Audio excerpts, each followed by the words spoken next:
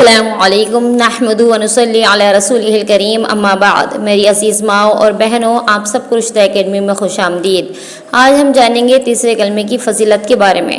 تیسرے کلمے کی احادیث میں بہت زیادہ فضیلت آتا ہے کہ ایک مرتبہ جب نبی کریم صلی اللہ علیہ وسلم معراج پر تشریف لے گئے تو وہاں پر نبی کریم صلی اللہ علیہ وسلم کی ملاقات حضرت ابراہیم علیہ السلام سے ہوئی۔ ابراہیم علیہ السلام نے فرمایا، اے محمد، اپنی امت سے کہنا کہ جنت کی مٹی بہت پاکیزہ ہے، یہاں کا پانی بہت عمدہ ہے، یہاں کا میدان چٹیل ہے، یہاں کے پودے سبحان اللہ، الحمدللہ، اللہ اکبر، لا الہ الا اللہ ہے، سبحان اللہ والحمدللہ ولا الہ الا اللہ واللہ اکبر یہاں کے پودے ہیں۔ اس لیے اپنی امت سے کہنا کہ سبحان اللہ، الحمدللہ، اللہ اکبر کثرت سے پڑھتے رہا کرو۔ اگر ہم چاہتے ہیں کہ جنت میں ہمارے لیے محلات بنے، جنت میں ہمارے لیے گھر بنے، تو ہمیں گھر بنانے کے لیے وہاں پر سورہ اخلاص زیادہ سے زیادہ پڑھنی چاہیے۔ 10 مرتبہ سورہ اخلاص یعنی قل هو اللہ احد پڑھنے سے جنت میں محل بن جاتا ہے۔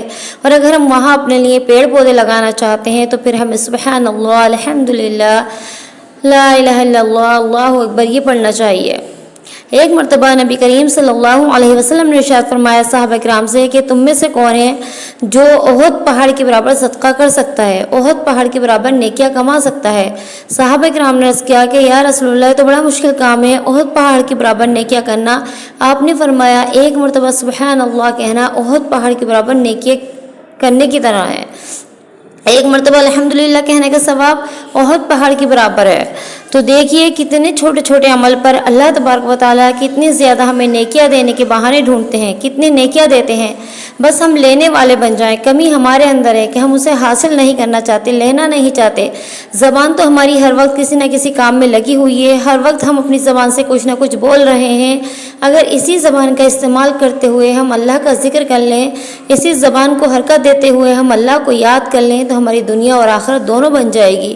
تیسرے کلمے سے بہت سی مصیبتیں پریشانیاں دور ہوتی ہیں، دنیا کے بھی بہت سے فائدے ہیں، ذکر کے بہت فائدے ہیں، تیسرے کلمے کی بہت برکات ہیں۔ بزرگان دین صبح شام تیسرے کلمے کی تسبیح کو ضروری قرار دیتے ہیں کہ ایک تسبیح تیسرے کلمے کی، ایک درود شریفی کی، ایک استغفار کی، یہ 3 تسبیح صبح، 3 تسبیح ہمیں شام پڑھنی چاہیے۔ تو دیکھیے یہ مختصر سی زندگی ہے، یہاں بس ہمیں چند دن رہنا، ہم یہاں سے چلے جائیں گے۔ کیوں ہم اس دنیا کی حقیقت کو نہیں سمجھتے؟ کیوں ہم اس بات کا احساس اپنے اندر پیدا نہیں کرتے کہ ہم اللہ کا ذکر زیادہ سے زیادہ کر لیں؟ وہاں جو ہمیشہ رہنا ہے وہاں کے گھر کے لیے فکر کریں، وہاں کے لیے محنت کریں، وہاں کے لیے نیکیاں کریں۔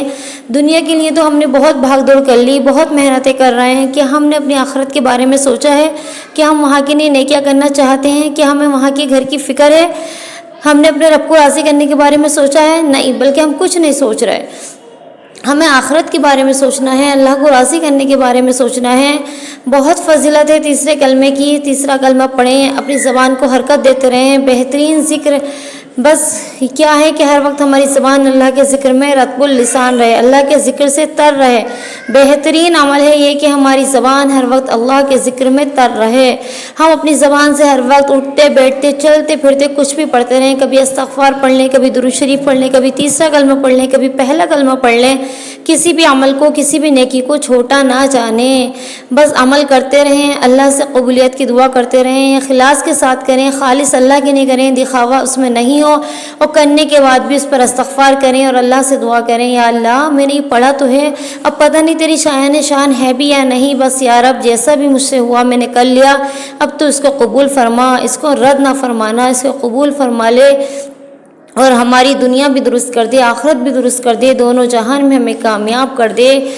میری بہنوں، اس دنیا کی حقیقت کو سمجھ لو، باقی رہنے والی زندگی کے لیے عمل کر لو، اور ساتھ میں مجھ ناچیز کو بھی اپنی دعاؤں میں یاد رکھو کہ اللہ تبارک و تعالیٰ مجھے بھی آخرت کی تیاری کرنے والا بنا دے۔ آمین، اللہم آمین۔